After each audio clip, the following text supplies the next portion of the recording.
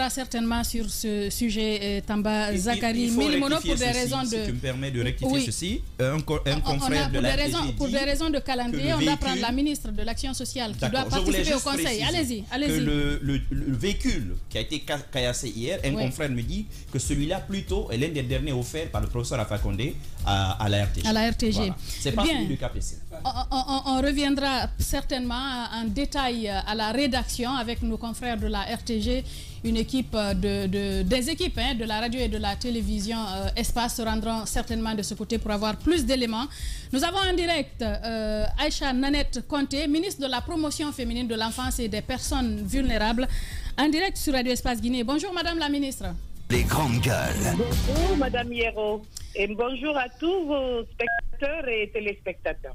Bienvenue, allez-y Zakari. Très bien, nous vous recevons Madame la ministre avec beaucoup de plaisir ce matin à la faveur du mois de l'enfant, le mois de juin, qui a été lancé dans un... Vous aviez une déclaration, donc une adresse à la nation sur... C'était le 31 mai dernier. À l'intérieur, vous déclinez pas mal d'ambition. Plusieurs centaines d'enfants, sinon plusieurs milliers, sont ciblés par les actions sur le mois de juin, mais aussi un thème particulier, puisque le thème de cette année, il se greffe à une grosse problématique mondiale, celle du numérique. Parlez-nous-en. Alors, ce thème particulier de l'Union africaine par rapport à la célébration du 16 juin 2023 vient à point nommé, puisqu'il vous souviendra également que le thème du mois de la femme, de la journée internationale de la femme aussi, était dans le même ordre, ce numérique. Alors, le numérique aujourd'hui est rentré dans notre quotidien et encore plus dans celui de nos enfants.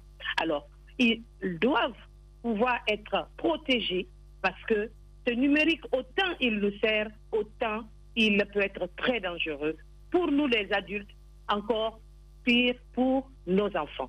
Donc, c'est l'occasion de pouvoir célébrer ce 16 juin en attirant l'attention de nos enfants, en permettant à ceux qui n'ont pas accès de pouvoir apprendre l'informatique, de pouvoir utiliser les tablettes, aller sur, comme on appelle, les réseaux sociaux, mais ne prendre que ce qui est essentiel, ce qui peut permettre de perfectionner leur formation, de donner ample connaissance sur des thématiques qui sont liées à leur formation et à leur âge. Bien, alors, Zakari parlait de chiffres tout à l'heure, Madame la ministre. On a parlé de 867 mineurs en conflit avec la loi qui seront aidés, 113 enfants en situation de mobilité, 486 enfants en situation de mendicité. Comment tout cela va se passer concrètement? Comment vous allez parvenir à leur apporter de l'aide? Est-ce que c'est une solution juste court-termiste ou bien comment ça va se faire réellement? Ok, merci bien. Pour arriver à tous ces chiffres, pour atteindre ce nombre d'enfants, chacun dans ses besoins et à travers les différentes thématiques, nous allons passer par le renforcement du dispositif opérationnel d'accompagnement des travailleurs sociaux pour l'identification, le référencement et faire le suivi des cas de privation de violence faite aux enfants. Mais également, en second lieu, il y aura aussi l'accroissement des capacités de prise en charge des cas par les structures d'accueil. Bon, par exemple, depuis janvier jusqu'à date, nous sommes déjà à 2183 enfants en situation difficile qui sont identifiés et qui sont assistés. Et les actions futures aussi vont passer par là, à travers le renforcement du cadre normatif et la réaffirmation des engagements de l'État pour la lutte contre les violences. Et ça, c'est des rencontres, des échanges avec vous autres journalistes, des médias. On va avoir des journées de rencontres puisqu'on a tout le mois de juin. Donc, des activités seront également organisées dans ce sens pour ample information, non seulement pour vous, pour nous aider dans le relais des informations pour mieux protéger les enfants, mais également le renforcement du cadre de collaboration avec les partenaires et les autres secteurs étatiques pour répondre efficacement aux besoins des enfants. Pour finir, nous avons aussi le renforcement de notre leadership, ça c'est important, dans le cadre de la coordination des interventions. Bien. Allez-y, Zakari. Alors, Madame la ministre, je le tiens de votre propos de tout à l'heure. Vous évoquez le renforcement du cadre normatif. Quels sont les textes qui sont ciblés et qu'est-ce que vous visez au bout en renforçant ce cadre et les textes que vous allez certainement évoquer tout à l'heure? Alors, tous les textes que je pourrais évoquer ici viennent soutenir et accompagner le Code de l'enfant. En République de Guinée, nous disposons de ce Code de l'enfant depuis 2008 qui a été révisé déjà pour la prise en compte des thématiques émergentes. Donc, le Code de l'enfant, c'est l'élaboration des tests d'application de ce Code de l'enfant, mais également reprendre encore sa vulgarisation. Mais aussi, en décembre 2021, on avait aussi signé un engagement de haut niveau par le Premier ministre pour vraiment la tolérance zéro aux violences faites aux enfants, mais également aux mutilations génitales féminines. Donc voici un peu le cadre qu'il faut valoriser, renforcer et surtout vulgariser. Bien. Madame Aïcha Nanette Conté, ministre de la promotion féminine, la régie, merci de rectifier ça, de la promotion féminine de l'enfance et des personnes vulnérables. Allez-y, Zakari. Voilà, je voudrais renchérir, comme elle dit, sur la politique nationale de la protection de l'enfance en République de Guinée. La première question, je reconnais ne pas avoir eu le temps de fouiller, mais la première question, est-ce que la Guinée s'est dotée de ce document stratégique? Si oui, quels sont les principaux axes que vous portez à l'intérieur de ce document-là? Je pose la question parce que le mois de l'enfance, c'est un mois de l'engagement, mais c'est surtout un mois du bilan aussi pour les États. Et donc, sur cette base, je pose la question des axes, je pose la question des domaines qui font l'objet de votre attention prioritaire. Ben, dans ce cadre-là, c'est surtout tout ce qui est cadre communautaire, les familles, les communautés, mais également les travailleurs sociaux. Parce qu'il faut qu'on se donne la main. Voici les premières personnes qui gravitent autour de chaque enfant, qu'il soit en institution ou qu'il soit dans sa famille biologique. Donc, renforcer ces structures, leurs connaissances, mais également les doter d'outils nécessaires pour pouvoir vraiment faire le suivi et l'accompagnement de chaque enfant qui serait identifié. Mais également attirer l'attention du reste de la communauté qui vit. Madame, c'est vraiment quelqu'un qui s'y connaît pas, hein, qui vous pose la question. La première sur l'existence d'une politique nationale de la protection de l'enfance. Est-ce que le document, il existe? Est-ce qu'on a une politique nationale? Je l'ai dit tantôt, j'ai commencé par ça tout à l'heure. J'ai dit que nous avons une, comment on appelle, politique de l'enfant depuis 2008. Et il a été révisé en 2015, mais également en 2019. Ah, je suis... Oui. Oui, je vous écoute. Voilà, la politique nationale que vous évoquez, vous dites, elle a été révisée en 2016. Nous sommes en 2023. Est-elle toujours d'actualité? Oui, en 2020? Non, en 2019. Ah, d'accord. Voilà, donc je crois que ça c'est déjà, il y a déjà 5-6 ans qui se sont écoulés. À la révision de ce document. Je voulais terminer ma question. Au fur et à mesure qu'on avance, il y a des sujets émergents, comme par exemple le numérique, comme par exemple l'adoption internationale qui ne faisait pas partie comme la migration, ce n'étaient pas des thématiques qui étaient aussi prises en compte dans ce document de politique en 2008. Donc, au fur et à mesure que nous affrontons de nouvelles thématiques, le monde avance. Donc, nous réactualisons le document de politique pour une meilleure protection des enfants. Voilà, donc j'avais pas fini la question. Madame, vous-même, vous évoquez de nouvelles contingences à devoir prendre en charge par la politique nationale sur la protection de l'enfance. Moi, je pense aujourd'hui, avec le numérique, la cybercriminalité, l'exposition des enfants, je pense à la traite des enfants, je pense à leur éducation, je pense à leur protection, je pense aux lois. Il y a toutes ces questions-là qui restent, ma foi, prégnantes. Mais il y a aussi la question des partenariats. Jusque-là, les grandes visibilités autour de votre département arrivent lorsque il y a des partenaires comme UNICEF, comme le PNUD autour de vous.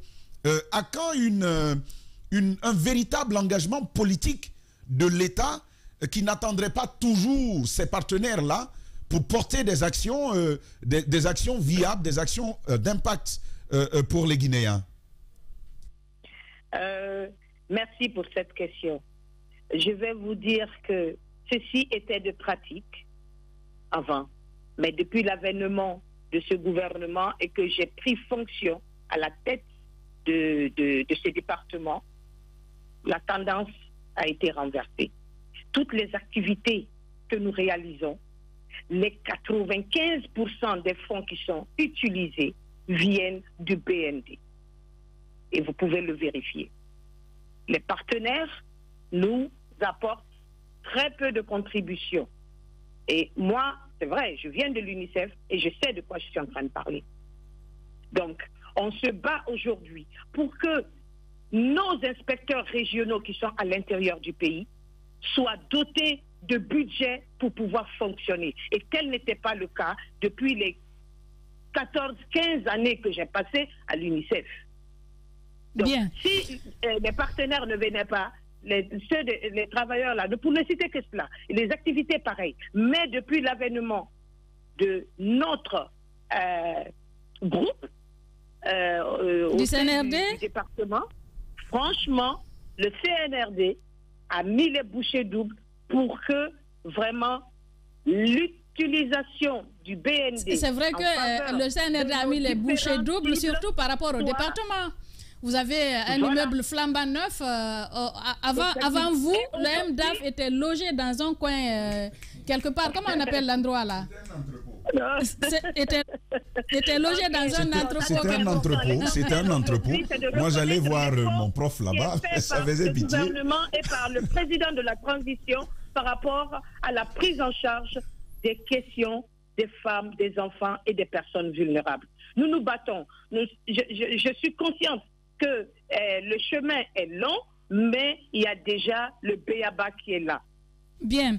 Allez-y. Également, il y a aussi des efforts qui vont être faits par rapport aux jardins d'enfants et autres aires de jeu pour que les enfants de Guinée soient vraiment... mais là, madame, vous touchez à un véritable problème en parlant de jardins d'enfants, par exemple. Est-ce qu'on en a? Le seul qui est disponible, c'est le jardin 2 octobre qui est aujourd'hui dans un état pratiquement lamentable. Qu'est-ce qui peut être fait justement dans ce sens?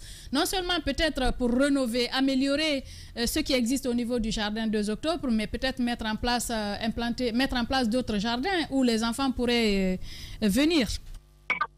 Merci pour cette question également. Il faut reconnaître que le jardin 2 octobre, à travers un décret du chef de l'État, n'est plus du ressort du ministère de la promotion féminine, de l'enfance et des personnes vulnérables. Ça rentre dans le portefeuille désormais du gouvernement. Par contre, l'État nous a octroyé, on vient d'avoir les papiers, des terrains dans les communes, mais également dans les régions administratives aussi, pour nous permettre de pouvoir construire des aires de jeu dignes de ce nom, pour nos enfants.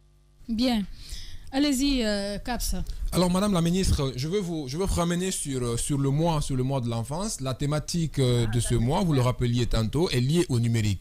Alors, ce genre de mois a pour, en général, il faut faire l'état des lieux de l'implication ou de l'utilisation des enfants sur le numérique. Aujourd'hui, est-ce qu'on a une idée de là où nous sommes par rapport à ça? Et au-delà de ça, dans ce genre de programme, en général, après le mois de l'enfance, on oublie carrément la thématique et les activités ne continuent pas parce qu'il n'y a pas de vrai projet derrière. Est-ce que pour cette fois-ci-là, il existe un projet qui est développé dans ce sens et qui va continuer sur l'étendue du territoire, même après ce mois de l'enfance, pour vulgariser cette implication ou l'utilisation du numérique chez les enfants?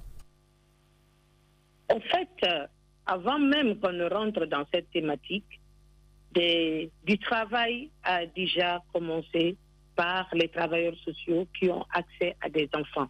Maintenant, avec ce thème, et durant ce mois, nous allons faire des plaidoyers, et parce que avec le recul, on se rend compte que seulement 1/3 des enfants ont accès au numérique. Alors, nous allons aussi procéder à la formation du maximum d'enfants possible, parce qu'il faut reconnaître qu'on ne peut pas toucher tous les enfants. C'est pas tous les enfants aussi qui peuvent avoir, comment on appelle, accès à un téléphone ou bien à une tablette. Oui. Voilà. Et donc, l'essentiel, que le maximum d'enfants de la République de Guinée puissent accéder à l'utilisation de ces outils modernes qui sont de leur ère également. Maintenant, à travers les radios rurales, on peut aussi informer les enfants qui sont derrière la montagne, comme j'aime bien le dire, les enfants qui sont inaccessibles. Bien, allez-y pour racheter. Oui, Madame la ministre, pour que cela puisse être une réalité, il y a un vrai travail de fond à faire. Il faut que la disponibilité justement d'Internet puisse l'être dans ces différentes régions, qu'il y ait un vrai travail en synergie avec le ministère de la Télécommunication pour rendre ça disponible pour les jeunes. À Conakry, c'est un problème. En plus de ça, à l'intérieur, ça sera encore plus. Est-ce qu'il y a un travail en synergie qui va dans ce sens-là? Bien sûr, on a déjà commencé ce travail. Il y a les enfants qui vont au niveau de l'ARPT pour faire des visites guidées, pour déjà voir le fonctionnement, comme on appelle ça, de l'ARPT. Mais également, l'ARPT aujourd'hui nous accompagne et il y a une collaboration qui existe. Et c'est ce que nous allons renforcer courant le mois, mais également le reste de l'année et jusqu'à ce que... nous, on quitte le département, on ne va pas lâcher parce que il est important de commencer et de pouvoir permettre à ce que les enfants utilisent cet outil, mais avec beaucoup de prudence. Alors, Madame la ministre, permettez-moi, l'utilisation de cet outil-là, est-ce qu'aujourd'hui on peut savoir, est-ce qu'il y a par exemple des commandes de tablettes, on peut avoir une idée du nombre de tablettes à mettre à disposition de ces enfants-là? Est-ce qu'il y a des programmes intégrés là-dedans? Est-ce que vous pouvez partager s'il y a des actions du genre qui sont prises? Excusez, je n'ai pas compris la dernière partie de votre question. Je demandais, est-ce qu'il y a par exemple des tablettes qui sont commandées? Est-ce qu'à l'intérieur de ces tablettes-là, il existe des programmes pour pouvoir appuyer les différentes actions que vous êtes en train de prendre, qu'on peut distribuer, mettre à disposition de ces enfants-là, puisque l'apprentissage ou leur prise de connaissance de ces outils-là soit plus effectif? En effet. Non seulement avec la RPT, mais avec le ministère de mon homologue Guillaume Aoui, il y a du travail qui est en train d'être fait. Maintenant, je ne veux pas déjà là vous dévoiler tous nos secrets. Vous allez les constater et en fin du mois de juin, on fera le point si Dieu le veut bien. Je répéterai encore à vos questions et c'est là où je pourrais vous dire voici ce qu'on a pu faire, voilà ce qu'on a pu, de quoi on a pu doter les enfants. Voilà. Allez-y Daouda pour votre question. Oui, vous avez fait une très bonne annonce tout à l'heure après obtention des documents. Les domaines vous sont octroyés ici à Conakry dans les communes, mais également à l'intérieur du pays. Comment comptez-vous aller à la réalisation? Comment vous allez faire pour mobiliser les fonds où tout doit venir du BND? Non, tout ne viendra pas du BND, certes, nous avons pour ambition de mettre en pratique et comment on appelle, faire la mise en œuvre de la politique de l'enfant, mais nous n'avons pas la prétention de tout faire, tout seul. Les partenaires sont là aussi pour nous accompagner.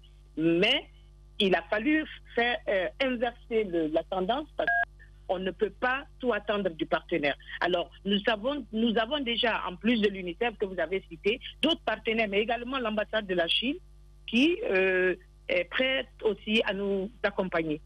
Alors, est-ce qu'on peut avoir une idée de, par exemple, à quand les premiers jardins d'enfants, que ce soit ici à Conakry ou à l'intérieur du pays, est-ce qu'on peut dire dans une année, dans combien de temps, Madame la Ministre?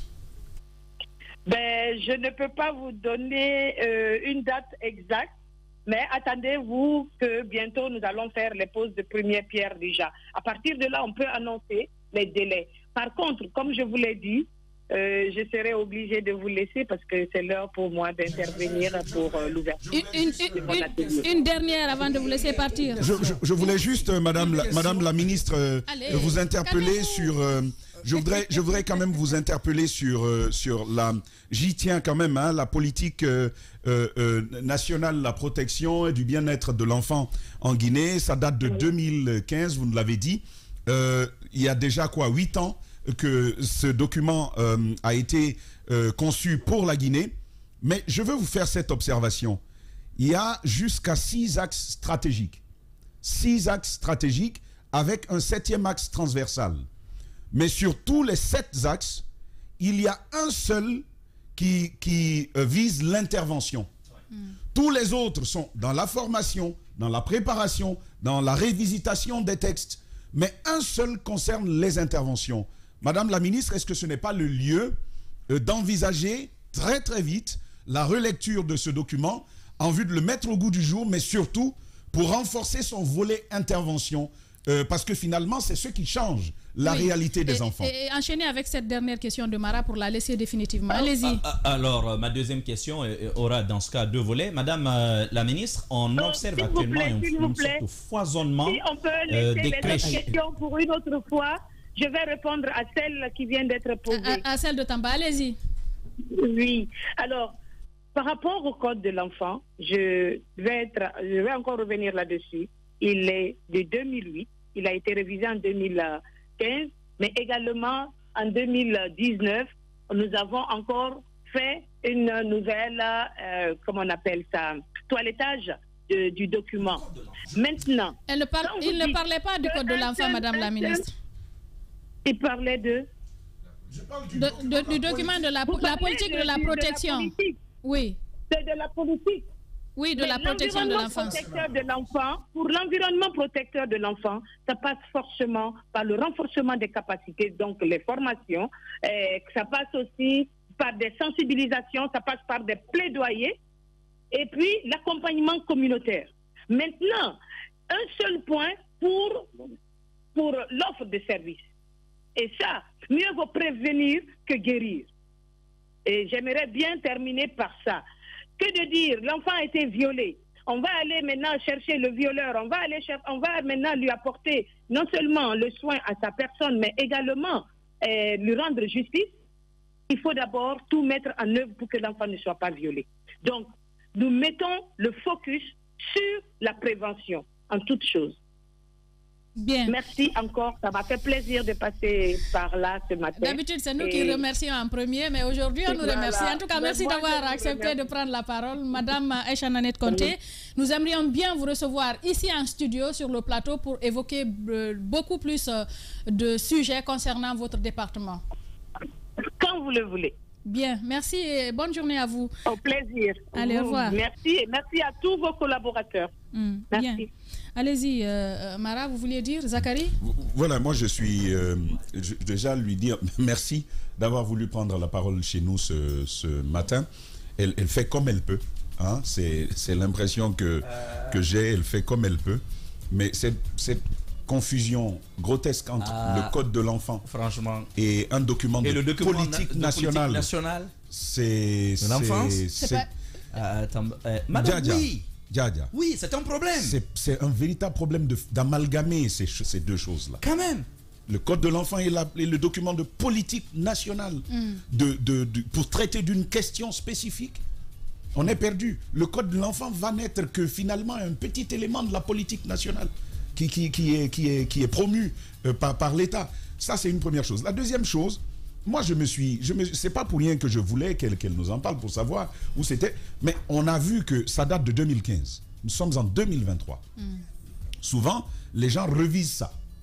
Et ils ne laissent pas la politique devenir désuète. Oui. Parce qu'il y a pas mal de contingences aujourd'hui. Elle-même en a relevé quelques éléments. La logique voudrait justement que soit engagé, c'est pas forcément de balayer ce qu'il y a, parce qu'il y a des éléments là-bas qui restent actuels. La question de la mobilisation des ressources, de la coordination et de la collaboration reste une réalité. La question des lois, vous-même vous l'aviez entendu dès le début, il fallait renforcer, mettre au goût du jour le système réglementaire, le système des normes autour de l'activité sur l'enfance. Là, on parlait de l'enfance parce que c'est le mois de l'enfant. Mais imaginez qu'elle porte l'enfance, elle porte la condition... La petite enfance. Les femmes, elle porte les personnes vulnérables. Et tout ça, ce sont des domaines très vastes pour lesquels il faut des lois, il faut des acteurs, il faut une vision politique clairement formulée à l'intérieur d'un document de politique nationale, duquel découlera les codes qu'elle est en train d'évoquer. Et la troisième chose que j'ai évoquée par ailleurs, pour terminer justement, c'est ces axes. Les axes déterminent l'action que vous allez mener. Ce sont de grands ensembles qui vont encadrer toute l'action du département. Mais on vous dit que jusqu'à 7 axes, et il y a un seul porte sur les interventions directement. Et ça, c'est un problème. En fait, c'est pas que elle. Je pense qu'il faut... Oui, je veux terminer là-dessus. C'est pas que elle. Mais dans chaque département, nous avons des départements d'ateliers. Les ateliers font l'essentiel de l'action des départements. Bien, et allez savoir pourquoi. Elle a dit que quand nous voulons, nous pourrons la recevoir ici en studio. D'ailleurs, pour parler de toutes ces thématiques qui nous intéressent, c'est comme ça qu'on va observer la première grande pause avant à 10h. Nous reviendrons certainement là-dessus. Et puis ce débat, Jean-Paul Makanera, ce sera lundi, le face-à-face, bien évidemment. Nous revenons à 10h. Et sur Espace TV, merci de nous écouter du côté de Farana sur Bamboo FM et sur Gikedou sur Makona FM. Merci de votre fidélité.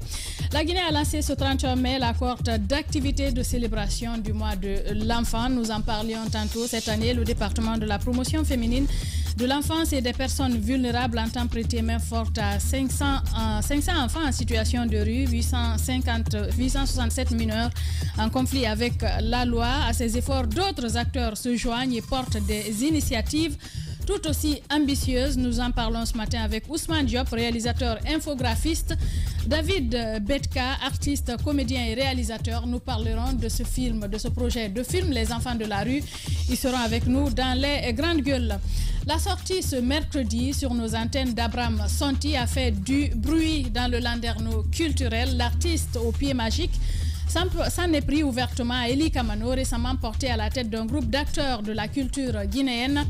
Un collectif fort marqué qui dénonce une gestion calamiteuse de leur secteur et demande le départ du ministre Bill de Sam de la tête du département de la culture. Ce à quoi Koundouaka crie gare, loin d'une quête d'intérêt général. Il y décèle embusqué dans la pénombre une manœuvre du reggaeman auquel il prête des intentions moins honorables. Le face-à-face, confrontation exclusive, Eli Kamano face à Koundouaka pour servir la vérité. C'est dans un instant sur ce plateau, bien évidemment.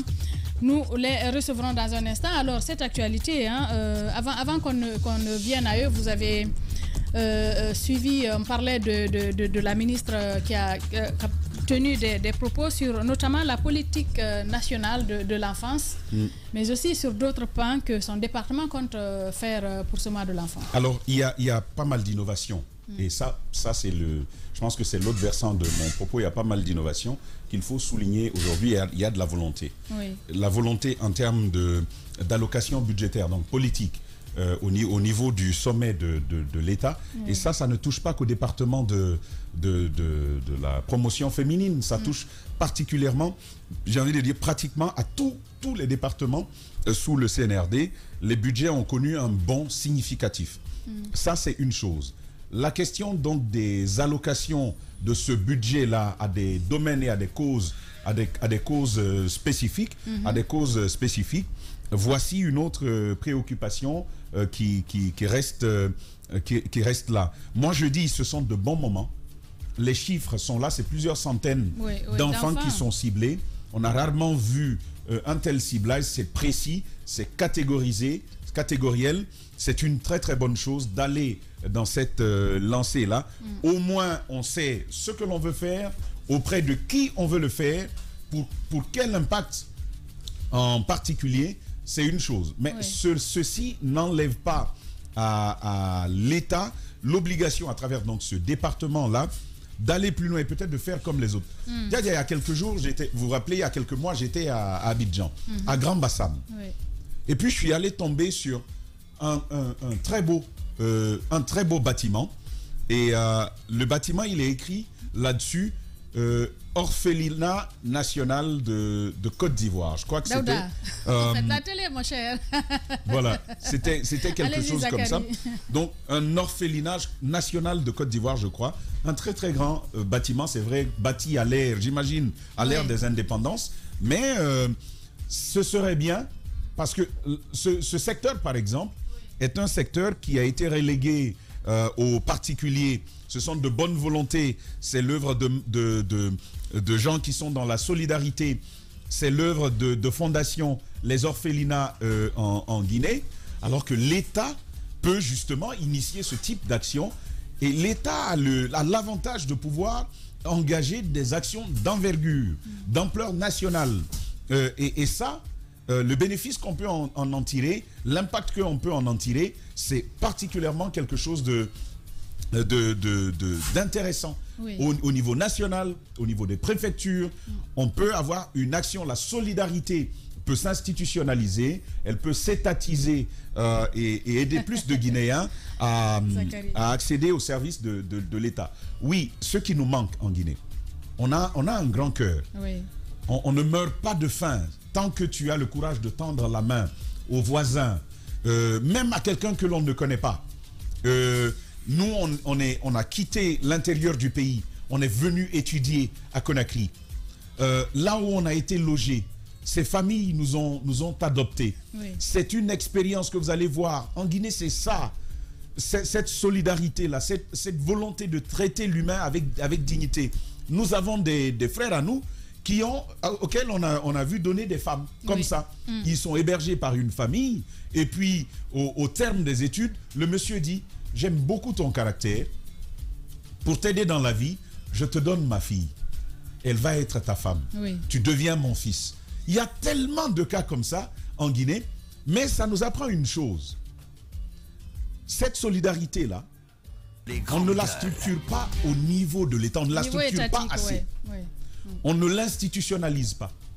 C'est la grande différence entre nous et des États, et là, je ne les blanchis pas parce que là-bas aussi, il y a l'envers du décor. Je raconte que 2017, j'atterris pour la première fois à Paris. Je sors de l'aéroport et puis c'est un Français qui me voit en face et qui dit monsieur, est-ce que je pourrais me donner à 1 euro, 1 euro? Je ne demande pas plus, à 1 euro, 1 euro. J'ai dit, toi aussi. Ils sont partout. donc ici aussi, ils sont là. Donc, il y a ça. Mais au moins, là-bas, il y a un ensemble de structures qui font que si tu sais t'y prendre, si tu es identifié, si tu es reconnu comme présent sur le sol français, il t'est possible de dépenser sans avoir de l'argent. Il t'est possible de demander de l'aide et de ne pas mourir de faim quand tu en as besoin. Il est possible justement d'avoir un gîte quelque part, là où tu ne payes pas de loyer, ainsi de suite. Oui, parce que c'est structuré. C'est assez structuré. Oui. Et l'effort donc de ce département, c'est de tendre à ça. Tendre à cette structuration de l'action. Et c'est tout l'intérêt. Même quand les ressources sont miniaturisées, en les rationnant, parce que c'est ça, rationner l'utilisation des ressources, en les rationnant, on peut avoir plus d'impact. Et c'est ça la véritable définition de l'efficience dans les interventions. Bien, Zachary Milimono, voilà ce qu'on pouvait essentiellement dire sur ce sujet. Nous allons reporter, bien évidemment, apporter le débat dans un instant, mais surtout un tout autre pan, la suite dans un instant. Et sur Espace TV, toujours dans le sillage du mois de l'enfant, nous vous l'annoncions tantôt, nos invités sont en studio. Il s'agit de Ousmane Diop, réalisateur, infographiste, c'est cela. Bonjour, bienvenue. Le micro, s'il vous plaît. Bonjour. Bonjour. Bienvenue. Merci. Et nous avons également David Betka, vous êtes artiste, comédien et réalisateur. Merci d'être venu sur ce plateau. Merci pour l'accueil, merci pour l'invitation. Alors, nous sommes au mois de juin, c'est le mois de l'enfant. Vous avez un film, justement, vous parlez des enfants de la rue. Zachary, qu'en est-il réellement? Allez-y. Des enfants de la rue, ça reste une des cibles de l'action de l'État sur le mois de l'enfance. Plusieurs centaines sont ciblées. Et vous portez une initiative, c'est celle, j'imagine, d'un orphelinat. Et vous avez ce film que vous produisez dans votre domaine. Vous souhaitez apporter votre pierre à l'édifice. Est-ce que vous pouvez nous en parler de manière succincte? Oui, tout à fait, Ousmane. Je t'en prie ou tu veux que je parle? Je te laisse la main. Donc en fait, ce projet, on l'a scénarisé avec Ousmane. Je l'ai écrit, on l'a scénarisé et réalisé ensemble. Les enfants de la rue, c'est vraiment un sujet où on ne veut pas stigmatiser. C'est deux petits garçons qui veulent s'en sortir dans la vie.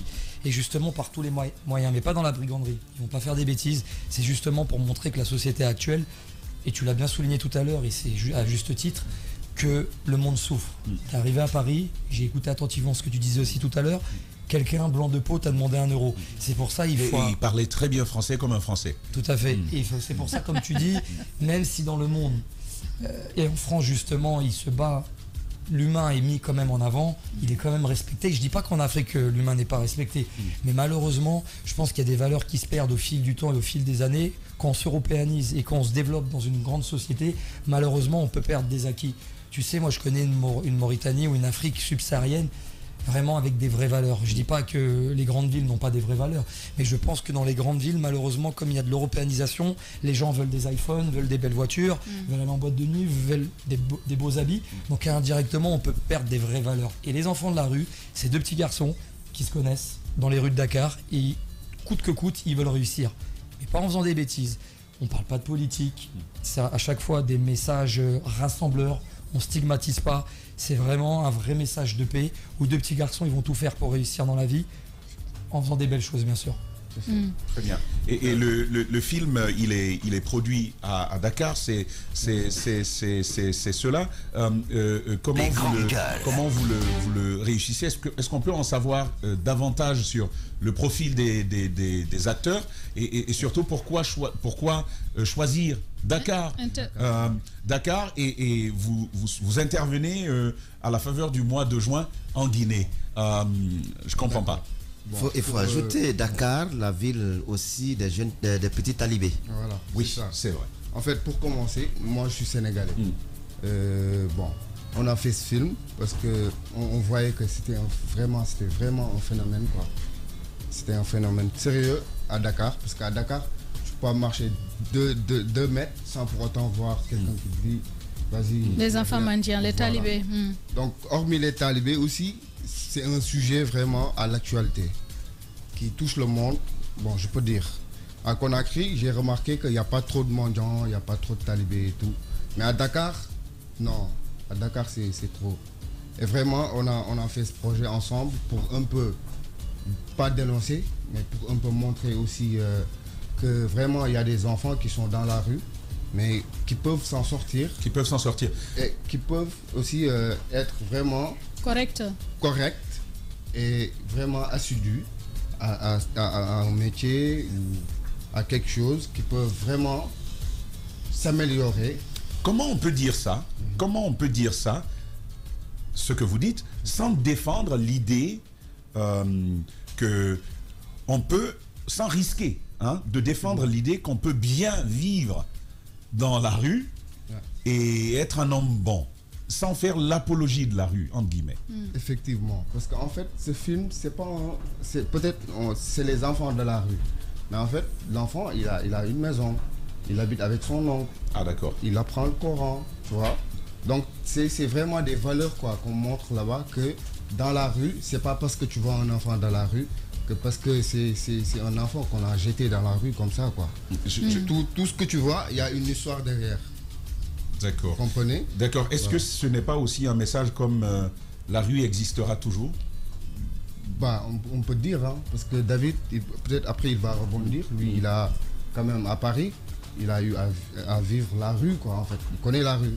Ouais, moi, je suis né en région parisienne, je suis franco-tunisien et j'ai habité pendant 1 an et demi à Dakar, sur Dakar. Et justement, on a fait 3 beaux projets. Il y a eu la dureté de l'eau en Afrique sur Trésor Bleu, sur comment on peut gâcher l'eau en Europe et aussi comment on peut gâcher l'eau dans les grandes villes. Parce que j'ai vu à Dakar, il y a un vrai gâchis d'eau aussi. Et l'eau coûte pas cher, donc on se rend pas compte, mais c'est une denrée rare. Et je pense qu'on ironisait à l'époque quand Jean-Claude Van Damme, il était un peu speed et disait que dans 20 ans, il n'y a plus d'eau et tout le monde rigolait parce qu'on pense qu'il est illuminé, mais il disait vrai. Il y a aussi l'amour au bout du monde sur l'adoption d'un enfant. Et les enfants de la rue, c'est justement un vrai sujet d'actualité. Mais comme tu dis, la rue restera la rue. Tu sais, moi en France, je traînais dans la rue depuis l'âge de 11 ans parce que mon papa, il est parti de la maison. La chance qu'on avait eue à l'époque, il n'y avait pas encore les aides sociales au niveau de l'aide au logement. Il n'y avait pas encore les APL. Donc la France, les acquis qu'on a et qu'on est en train de perdre, ça peut partir du jour au lendemain et ça peut tenir encore sur un fil. Et donc ça peut ramener la situation d'avant. Tout à fait. Et justement, comment avez-vous pu concevoir ce film? Se dire que vous aurez pu choisir le pain de l'enfant de la rue délinquant, agressif, violent, qui agresse les autres. Mais qu'est-ce qui vous a amené à se dire que oui, nous savons que même ces enfants qui sont violents à la base, il y en a qui réussissent à s'en sortir, qui arrivent à faire le pas, peut-être à cause de quelque chose d'imprévu dans la vie. Pourquoi le choix des enfants qui ne font pas de mal? Parce que nous savons que le plus souvent, il y a beaucoup de risques dans la rue, c'est-à-dire les personnes que vous côtoyez, les autres que vous rencontrez, qui ont de l'influence sur ces enfants-là. En fait, réellement, avec Ousmane, on a envie de faire des sujets rassembleurs.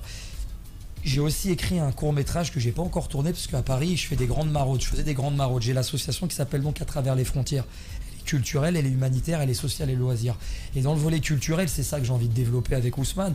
C'est pas quelque chose où indirectement, bien sûr qu'il faut dénoncer les choses, mais je pense avant de parler de sujets négatifs, parlons de sujets positifs qui peuvent nous rassembler. Et c'est pour ça que les 2 petits garçons, je voulais pas faire de petits garçons avec de la crotte de nez, ils sont sales, ils traînent dans les rues. Justement, 2 petits garçons qui veulent s'en sortir. Et bien sûr que dans la masse, il y a toujours des petits délinquants, même nous les premiers en France, il y a une délinquance inouïe. J'ai jamais vu ça depuis que je suis tout petit. Et je pense que il faut dire les réalités. Il faut pas non plus se planquer comme ils font les Américains avec des sujets où à la fin tout le monde est vivant et tout se passe bien. Il faut aussi sensibiliser. Mais justement, ce court-métrage qui va sortir dans une dizaine de jours, on a un petit medley et on a aussi l'affiche, montre encore une fois 2 petits qui veulent s'en sortir. Et on préfère avec Ousmane, entre guillemets, pour l'instant, ne pas trop rentrer dans des débats houleux. Oui. D'accord. Et peut-être que moi j'ai mes 2 dernières questions. La première, c'est est-ce que ça s'appuie sur du vécu? Est-ce que vous avez eu le temps d'observer un enfant pour concevoir le scénario? Et la question qui se greffe à ça, c'est que quand on décide d'écrire ça, on s'intéresse peut-être, on fait de petits constats, un petit diagnostic avant de rédiger le scénario. Ça, c'était la première question. Il y a quand même une visée humanitaire qui se cache derrière votre séjour en Guinée. Quelle est-elle? Alors, l'un prend l'autre. Ouais, je te rejoins parce que je te rejoins, mais pour le volet humanitaire, moi, c'est plus un volet culturel. Parce que dans l'humanitaire, à chaque fois, il faut dépoussiérer tout ça, si je peux me permettre. Parce que les gens, quand ils parlent de l'Afrique, on va aller en Afrique, on va faire des parpaings. Ah, en Afrique, ils ont des pantalons. Tu vois, il y a des gens, ils sont un peu minables sur des sujets parce que je pense que même si maintenant il y a les réseaux sociaux, il y a des reportages, les gens, indirectement, ils voient ce qu'ils croient. Et on a organisé plein de séjours, on a ramené des Français, on a fait une grande kermesse géante en Mauritanie, parce que la Mauritanie, j'en ai parlé tout à l'heure, c'est vraiment un endroit, je trouve, pieux. Il n'y a pas d'eau, il n'y a pas d'électricité, il n'y a pas de rapport de force avec l'argent. C'est justement pour cela que ce sujet qu'on a mis en place avec Ousmane, c'est plus un sujet culturel. Et c'est pour ça que cette association, sur le volet culturel, c'est vraiment des vrais messages subliminaux qu'on veut faire passer. Et encore une fois, pas culpabiliser, mais sensibiliser les gens sur des sujets. D'accord. Et pourquoi le choix de la Guinée?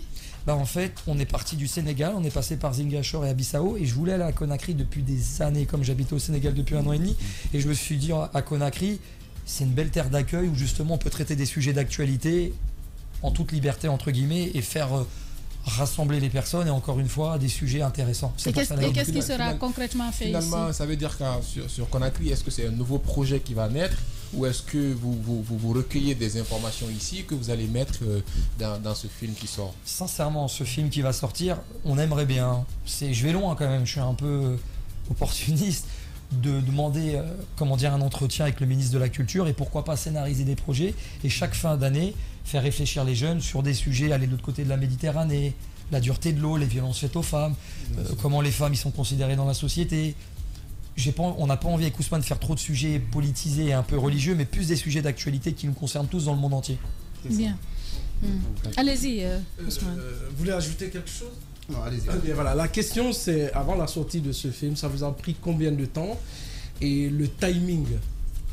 Alors, je tiens aussi à remercier un ami à moi, parce que c'est un ami à moi qui est chanteur en France, qui s'appelle Fabrice, et il avait fait ce son justement sur les enfants de la rue. Et autour d'un café, on a commencé à communiquer, et il me disait que lui, il était en Afrique centrale, et il voyait à chaque fois cette problématique des enfants de la rue. Donc, par rapport à ce projet-là, sur cette sortie de ce projet-là, redis-moi, excuse-moi la question, parce la que question, ça vous a pris combien de temps? Combien de temps? Parce que comme j'ai entendu les bruits, ça nous a pris réellement, entre l'écriture et la mise en scène, et tous les acteurs, parce qu'à chaque fois on prend des acteurs subsahariennes ou de l'Afrique, parce que le but avec l'association c'est de mettre en avant des acteurs, ça nous a pris réellement, sans le montage, entre l'écriture et le montage, 3 semaines.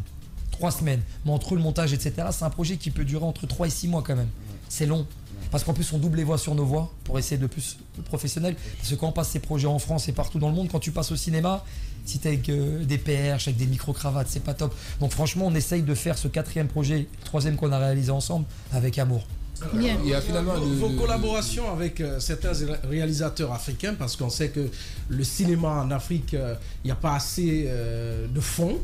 Comment vous avez pu mobiliser les fonds pour quand même réaliser ce projet, comme vous le dites, culturel avant tout? Le projet, j'ai une petite association, une petite structure qui s'appelle donc À travers les frontières. On a réussi à récolter des fonds. En France, on fait des stages cinéma, des stages stand-up, sketch, one-man show, humour décalé, avec des jeunes aussi qui n'ont pas accès au théâtre. Toutes les choses qu'on essaye de faire dans la culture, on essaye à chaque fois de créer des vrais liens et que ça a du sens. Donc le peu de fonds qu'on a sur un projet comme ça, c'est soit des fonds propres qui viennent de moi, soit des fonds propres de l'association qu'on a réussi à récolter par rapport à des stages cinéma. Et on essaye à chaque fois sur tous les projets de payer les comédiens, on paye tout le monde, quoi. Bien. Cela me pousse à cette dernière question, Madame Yoro, c'est de comprendre, est-ce que vous êtes en contact avec certains cinéastes guinéens? Est-ce qu'un point focal est déjà trouvé ici à Conakry? En toute sincérité, comme avec Ousmane, on a un peu des électrons libres, pas parce qu'on est fermé de travailler avec qui que ce soit, on a des bonnes idées. Mais je pense que comme dans tous les projets qui sont en cours, il faut faire ses preuves. On ne peut pas arriver comme ça de but en blanc et s'autoproclamer je ne sais pas qui. Donc je pense qu'ici... Dernière question, Caps. Avant-dernière question. Allez-y, Daouda. J'ai demandé plusieurs fois la question, oui. J'ai eu la chance, par exemple, en tout cas, de regarder en diagonale l'autre film qui est À travers les frontières. Vous avez également L'amour au bout du monde. D'abord, À travers les frontières. Trésor bleu.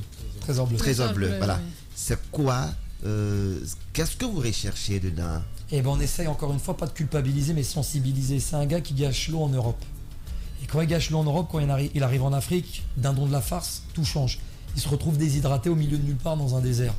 Et c'est justement encore une fois pour sensibiliser et pour faire réfléchir les personnes comment on pourrait gâcher l'eau en Europe ou n'importe où dans la planète, sur la planète. Bien. L'amour au bout du monde. L'amour au bout du monde, ça c'est là. Ouais, l'amour au bout du monde. Pardon, ça c'est l'adoption d'un enfant en fait. Je vais être sincère avec toi. J'ai toujours voulu adopter depuis tout petit. Pas pour dire j'adopte en Afrique et je vais rendre un enfant heureux. C'est que j'ai eu toujours ce côté un peu où je voulais adopter. Et j'ai été déçu en fait au Sénégal quand je suis arrivé. Je voulais ouvrir un café-théâtre. Et malheureusement au Sénégal ils sont pas assez axés sur l'humour parce que moi je suis comédien à la base, j'étais en duo comique, on avait fait plein de scènes en France et ça a foiré, donc je me suis dit pourquoi pas ce sujet d'actualité sur l'adoption d'un enfant et encore une fois pour prouver que l'amour des fois il a proximité mais on essaye de le chercher autre part. Et justement ce projet de l'amour au bout du monde, c'est une adoption d'un enfant mais on parle de la traversée de la Méditerranée, on parle de l'île de Gorée, on parle de la déportation des Juifs, on parle aussi de toutes ces souffrances universelles. Bien. David Betka et Ousmane Diop, merci d'avoir répondu à nos questions ce matin. Merci, je vous remercie. Je remercie aussi Dakar. Oui. Je remercie ma mère. On est très suivis. Hein. Ah ouais, bien On est sûr. très suivi à Bon, Dakar. par contre, moi, je travaillais avec Cheikh Yerim Seck. Mhm. Bon, c'est moi qui a ouvert son Dans le blog. micro, oui. Voilà, son blog Yerim Post. Bien. Bon, je suis graphiste. Voilà, donc je salue le Sénégal. Je salue aussi la Guinée. Bien. C'est un bon pays que j'aime bien, tu vois. Et merci pour le passage. L'émission se poursuit dans un instant sur Espace TV.